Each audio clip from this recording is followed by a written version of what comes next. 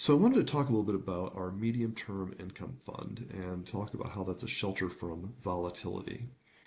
So the sponsor that we're a co-general partner with them. They provide financing solutions for medical service providers and physicians. So if you've got a person who's been in an auto accident, a lot of times they'll have a neck injury, and the smaller medical bills might be 30, 35,000 for someone who didn't get injured too badly in their case, in their accident. And it may take 12 or 18 months for the legal issues to be resolved about which of the two insurance companies is going to be liable to pay for this medical treatment.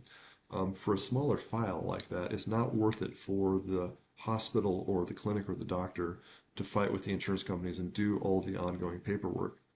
So what our sponsor partner does is they take over responsibility for all of the billing and insurance paperwork, and they advance about 30 or 35% of the value of the claim to the physician or clinic at the time that they take over the file, and then the physician is just done with it. So if it's a $35,000 claim, we might pay them $10,000 or $12,000 for that file. We want to work with providers that have a lot of deals like this. So ideally, we'd have like a basket of about 100 of these insurance claims, and we would do an advance on about 95% of them, but they're all cross-collateralized. So we'd expect that 2 or 3% of the insurance claims will turn out to be fraudulent for some reason or another, and the insurance company just isn't going to pay. No problem. We've got 97 other files in the basket that we can collect against. So this would be like as if you owned 100 rental properties and they were all paid off. You came to me as a bank. I gave you a 35% loan-to-value loan on 97 of your properties, but they were all cross-collateralized. So if you default on any one of your mortgages, I can go after any of the other 99 properties to collect. So nothing is bulletproof, nothing is foolproof, but this is pretty good. So the rate we pay to you is between 11 and 13% a year. That depends on the AUM, the assets under management that you have with us at Ironton Capital. And those dividends start right away after the first quarter. What's the liquidity like? Well, it's tied up for 1 year, and then you can get access to capital after a 3-month notice after that first year ends. So what we like about MTI is that it's not correlated to interest rates or the stock market. So if you're not a finance major, you may not be familiar with the concept of financial correlation. So I'll walk you through what that means. The gentleman in the middle, his name is Harry Markowitz. He won the Nobel Prize in Economics in 1994, developing the modern portfolio theory. And what he figured out is that if you diversify your portfolio, and if the assets in the portfolio are not correlated, and I'll explain that, you can reduce risk while improving your returns. And he's one of the heroes for all of us in the finance industry for figuring out how to do this, because every client wants to make more money and take less risk. So one way to visualize this is this graph. If you think about the bottom axis, from the left is low volatility or risk, to the right is higher volatility and risk, and on the up and down axis, the y-axis, is the amount of return that you get. Normally, low risk, low return, like a CD at your bank is like almost no risk but doesn't pay very much. Or in the middle of the chart might be like the stock market, some volatility and risk but better returns. And then at the top right might be high risk, high return, and that would be doing one single real estate investment as opposed to a diversified portfolio of real estate investments. And what you found with his theory is that if we got the right basket of non-correlated investments, you could earn the same return with less risk. Or you could decide, I want to keep my risk level steady, but increase my returns by looking for a diversified set of assets that are not correlated to one another. So what's correlation? It's just a statistic that measures the degree in which two securities prices move in relation to each other. And they're measured from -1 to +1. So -1 means they're perfectly non-correlated. They move in opposite directions. A +1 means they're perfectly correlated, which means they are always moving in lockstep. What we want, ideally, is something that's close to a 0, where there's no relationship between the two investments and how they tend to perform over time. So here's an example of positive correlation of two stocks. Maybe one of them is Exxon and one is British Petroleum, and the largest, I'm not a stock expert, but one of the large drivers of a petroleum company's stock price is going to be the price of oil. So if oil prices go up, it'll be a favorable impact on both oil companies. And if they go down, it'll be a negative impact. This would be an example where it's a perfect correlation. A negative correlation is where the two stocks always move in the exact opposite direction. And that's actually very difficult to find in real life on a sustained basis. So with our medium-term income fund, there is almost no correlation between stocks and the medical receivable fund. So what I've got here on the left-hand side is a value of a $100 investment on July 1st of 2005. And we're going to look at a 20-year period. And the orange line on the left is the S&P 500 stock index. And you can see over 20 years, the stock market goes from a $100 valuation to 520. So it's a 5x return. But it's choppy. It goes up and down depending on what's going on in the economy. The blue line is the value of the medium-term income, and it's the same steady return every single quarter. So it's a very, very smooth line, and it grows to about 890. So it performs a little better than the stock market. On the right-hand side, you can see here's the quarterly returns. So there's 80 different data points, quarterly returns for 20 years, and you can see the stock market is just all over the place, up and down and up and down. It's a roller coaster ride. Where the blue line, which is like at 3.5 or 4%, is just steady every single quarter with almost no variability at all. Medium-term income is designed to be as stable as possible. So what is the statistical correlation between these two assets? It's 0.1. It's almost perfectly non-correlated. So this gets us back to the Nobel Prize winning theory that if we can add in an asset class that doesn't have its price move up and down in the same fashion as the alternative asset class, in our overall portfolio, we can decrease the risk of the portfolio and we can increase the returns. And this is a good example of two securities that are almost perfectly non-correlated. This is the same analysis, but from a 10-year view. I included this in here because when I present this to investors, some people want to see a really long-term view, some want to see a shorter-term view, so I put in both of them for you, so you'll be happy either way. Over a 10-year period, this is July of 2015 through end of June of 2025, a $100 investment in the stock market grew to $301, and a $100 investment in the medium-term income fund grew to $302, so almost exactly the same returns. But again, if you look at the quarterly volatility, lots of volatility in the stock market, almost nothing in medium-term income, and they're almost perfectly not correlated. It's 0.1. So some of you may think, well, gosh, the medium-term income fund is sending out a steady dividend every quarter. Isn't that more like a bond than a stock? And like the answer to that is, yeah, absolutely. So here's a 20-year view looking at the bond index. So I picked AGG, which is the aggregate bond index. It's a really broad basket. We could redo this with, just blue chips or just government treasuries or any other. It'd come up to pretty much the same answer. So what you can see is that if you put $100 20 years ago into the AGG bond index, it grew to 178, and MTI grew to 893. So it's not even close. On the right-hand side, you see the volatility. So the volatility in the bond market, as you would anticipate, is a lot less than it is in the stock market. So if you go back to this 25-year chart on the left, this is for stocks, you can see this index is going from minus 25% to positive 25% for the stocks.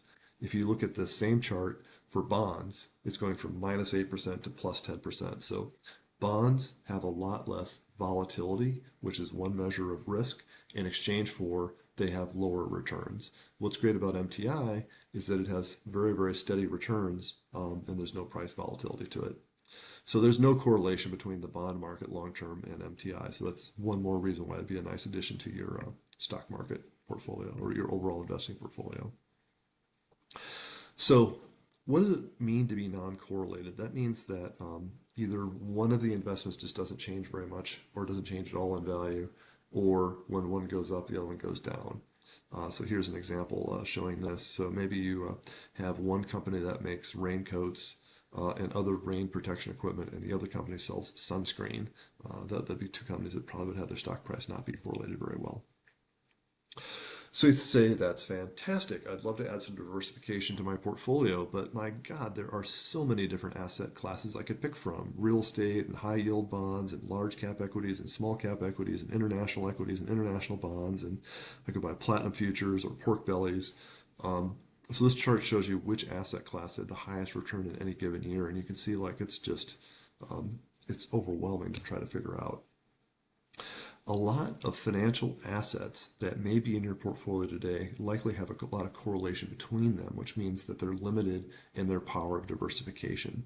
So the way that you read this chart, the first column going up and down is a stock index of large companies. So the S&P 500 index would be a really good example of that. And along the bottom, you see emerging market companies. So this might be like the Russell 5000 or something like that. You can see there's a 0.7 correlation between the large companies and the emerging small companies. So even though they're very different sizes, they tend to have stock prices that move in the same way. The average correlation across these different types of assets is 0.3. So you can get a little bit of diversification to take some risk out of a stock portfolio by investing in different sectors of the stock market, but you can't diversify away too much of the risk because stocks just inherently tend to work in the same way price-wise.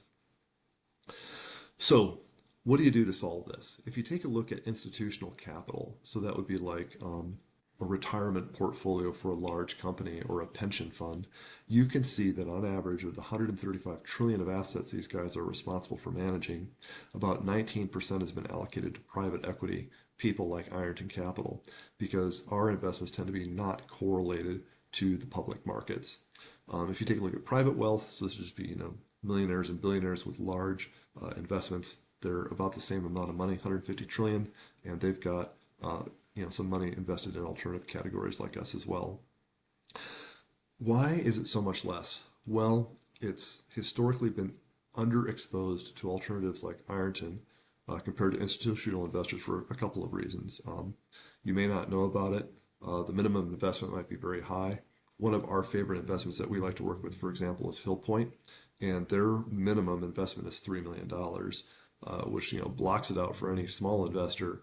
And even someone who's got a net worth of $10 million, the idea of putting $3 million of your $10 million into one investment is just daunting. You probably need to have a net worth of $100 million before that kind of an investment would make any sense to you. So it's the high minimums are really the biggest barrier. And then just, people just don't know about them. So what are some common mistakes that we see investors tend to make?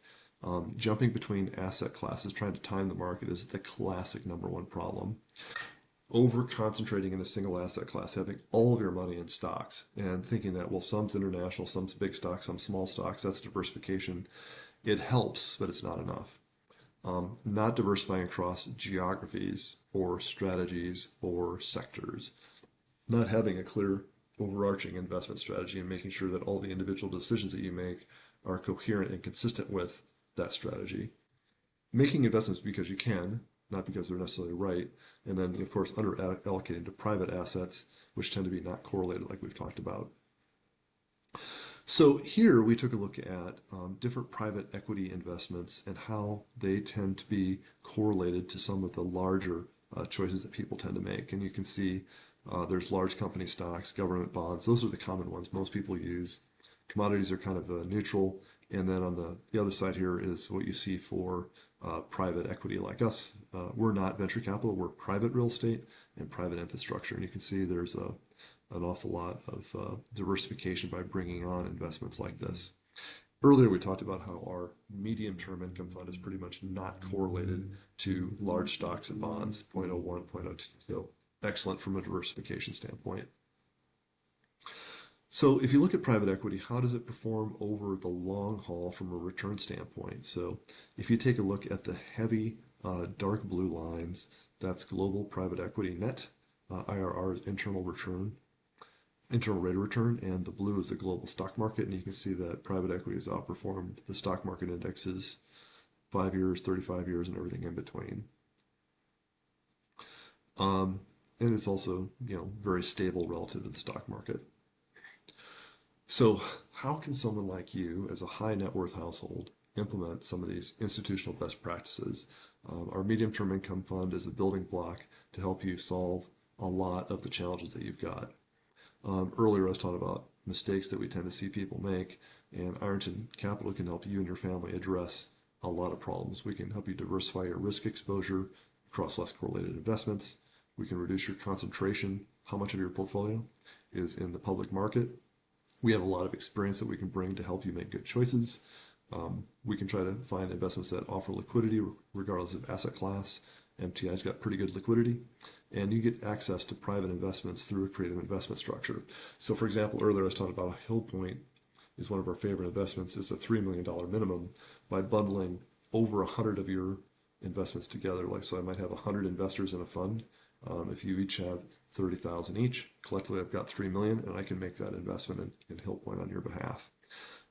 What's in your control but not my control is building a plan and sticking to it, not letting emotion get in the way of your investments, and then resisting the urge to follow market or investing fads. So I think we talked about all the things about how the medical receivables fund works. We talked about how we diversify risk. It's 11 to 13% returns. We've paid over $3 million to investors so far. It's always been on time so far. Executive team has over 20 years of experience, which is fantastic. A little bit on our due diligence that we did. I'm going to send all these slides out to you so you can review these in your detail at your own convenience. So don't just take our word for it. What do our investors say? Jay had a lot of investments that were causing headaches. He has been gradually selling down his active real estate portfolio, investing passively with us, and now he says he's on track to beat the returns that he had with his rentals without the headaches that he had before. And you can see some of our other investors who've had success stories. The last one there, Justin, he was able to sell his rentals and then move to Portugal. So he is completely passive and living the life of his dreams, which is very exciting. So we have three major themes for our investing, and occasionally we'll have a fourth for single assets. On the left, the long-term national diversified fund, target return is 16 to 20% a year.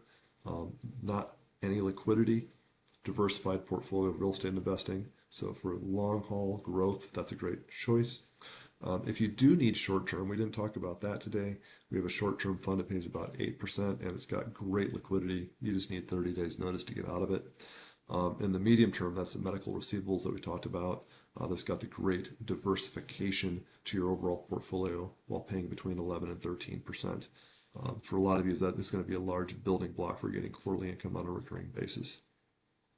So if this is interesting to you, please go to irontoncapital.com. If you'd like to talk about your portfolio or just have investing questions in general, we would love to talk to you. Go to irontoncapital.com and set up a time to talk to us. And I'm looking forward to talking to you soon.